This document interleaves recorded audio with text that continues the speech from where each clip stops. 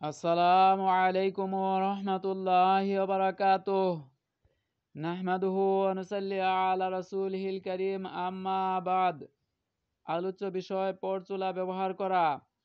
আসমা বিনতে আবু বকর রাদিয়াল্লাহু তাআলা আনহু বলেন, জনৈক মহিলা নবী করিম সাল্লাল্লাহু আলাইহি ওয়াসাল্লামের নিকট এসে বলল, হে আল্লাহর রাসূল সাল্লাল্লাহু আলাইহি ওয়াসাল্লাম, আমার একটি সদ্য বিবাহিতা কন্যা আছে। হাম হওয়ার কারণে তার মাথার চুল পড়ে গেছে। আমি কি তাকে পরচুলা লাগিয়ে দেব? তিনি সাল্লাল্লাহু আলাইহি ওয়াসাল্লাম বললেন, যে পরচুলা লাগিয়ে দেয় এবং যে লাগাতে চায়, আল্লাহ তাআলা তাদেরকে অভিশাপ দিয়েছেন। সহিহুল মুসলিম, হাদিস নম্বর 2122।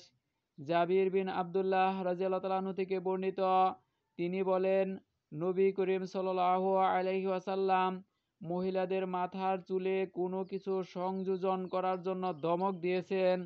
সহিহুল মুসলিম, হাদিস নম্বর 2126।